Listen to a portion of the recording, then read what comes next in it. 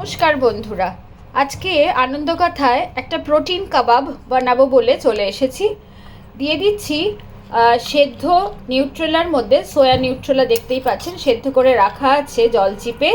এর মধ্যে দিয়ে দিচ্ছি স্প্রাউট করে রাখা মুগ, হালকা সেদ্ধ করে নিতে পারেন মুগ ডালটা, কিংবা এরকম স্প্রাউট করেও নিতে পারেন। স্প্রাউট করে মুগ ডাল নিয়ে নিলাম। তারপরে দিয়ে দিচ্ছি কিছুটা, এখানে আমি ভুট্টা দানা নিয়ে নিয়েছি, কিছুটা ভুট্টা দানা।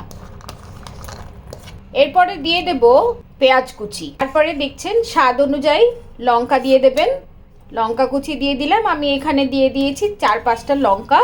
তারপরে দিয়ে দিয়েছি বেশ কিছুটা রসুন, এখানে আমি 7-8টা রসুনের কোয়া দিয়ে দিয়েছি।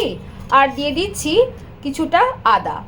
এই সমস্ত জিনিস এবার মিক্সিতে ভালো করে ঘুরিয়ে নেব। কিছুটা ধনেপাতাও দিয়ে দিতে হবে বন্ধুরা, এটা ভুলে গিয়েছিলাম। কিছুটা ধনেপাতা দিয়ে দেবেন, দিয়ে তারপরে আমি এটাকে এবার মিক্সিতে ঘুরিয়ে নেব। দেখতে পাচ্ছেন পুরো পেস্ট করে নিয়ে নিয়েছি সমস্ত জিনিস একসাথে। এবার এর মধ্যে দিয়ে দেব স্বাদ অনুযায়ী নুন। আর আমি দিয়ে দিচ্ছি কিছুটা তন্দুরি মশলা। এখান থেকে আমি 2 চামচ তন্দুরি কাবাব মশলা আমি দিয়ে দিচ্ছি। আর দিচ্ছি চালের গুঁড়ো বাইন্ডিং এজেন্ট হিসেবে।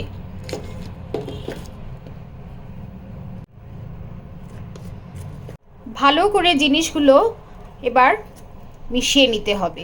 ভালো করে মাখা হয়ে গেছে বন্ধুরা। এবার কড়াইতে তেল গরম করতে বসিয়ে দিয়েছি। এখান থেকে কিছুটা নিয়ে আমি এটাকে কাবাবের ফর্মে গড়ে নেব। আমার কাছে কয়েকটা স্কিউয়ার রেখেছি, আমি স্কিউয়ারের মধ্যে এটাকে গেঁথে দিচ্ছি যাতে একটু অন্যরকম লাগে দেখতে। আপনারা চাইলে যেমন ইচ্ছা তেমনি করেও গড়ে নিতে পারেন। আজকে আর ব্রেড ক্রাম্বসের মধ্যে দিয়ে সেটাকে তৈরি করছি না, খুব সিম্পলভাবেই আর কি, জাস্ট দেখতে একটু অন্যরকম লাগবে, তাই জন্য। তেল গরম হয়েই গেছে, আমি তেলের মধ্যে এটাকে জাস্ট ছেড়ে দেব আজকে। আরেকটাও দেখিয়ে দিচ্ছি, দেখুন বন্ধুরা, ঠিক একইভাবে নিয়ে এই রকম হাতের সাহায্যে গোল করে নেবেন। নিয়ে আপনাদের এমনি চাইলে এমনিও কোনো শেপ বানিয়ে কড়াইতে দিয়ে দিতে পারেন, আর না হলে এরকম স্কিউয়ার থাকলে ছোট সাইজের, তাতে দিয়ে জাস্ট ভেতরে ভরে এরকম নিয়ে কড়াইতে দিয়ে দেবেন।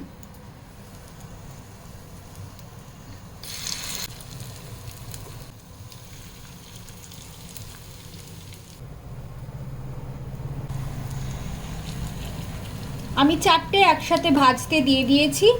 ভালো করে একটা পিঠ ভাজা হয়ে গেলে আমি এরপরে উল্টে দেব। সঙ্গে সঙ্গে এগুলো আমি উল্টে দিচ্ছি না, কারণ আমি তো আজকে ব্রেড ক্রাম্বস বা কোনো রকম স্লারিতে এগুলো ডোবাইনি। এগুলো জাস্ট প্রোটিন কাবাব, যেগুলো নাকি মানে শ্যালো ফ্রাই করে খেলে পরে এগুলো খেতে খুব ভালো লাগে। জাস্ট এর সাথে একটা ডিপ তৈরি করব, যেটা আপনাদেরকে দেখাবো, আর তার সাথে গরম গরম এটাকে আমি পরিবেশন করে দেব। আপনারাও ট্রাই করে দেখতেই পারেন, খেতে খুবই ভালো লাগে আর খুবই ইম্পর্ট্যান্ট, এটা মাঝে মাঝে এরকম খেলে বেশ ভালো লাগবে। আমার কাবাবগুলো ফ্রাই করা হয়ে গেছে, দেখতে পাচ্ছেন। এটা হচ্ছে গিয়ে সোয়া কাবাব। গরম গরম খাবেন, বাচ্চাদেরও খাওয়াবেন, খুবই সুস্বাদু। পাশে থাকার জন্য বন্ধুরা অলওয়েজ থ্যাংক ইউ। একবার ট্রাই করে নিজেরা ট্রাই করুন, জানাবেন আপনাদের কেমন লাগলো। আর ভিডিওটা ভালো লাগলে অবশ্যই লাইক অ্যান্ড সাবস্ক্রাইব করতে ভুলবেন না। অনেক অনেক ধন্যবাদ ভিডিওটাকে ওয়াচ করার জন্য।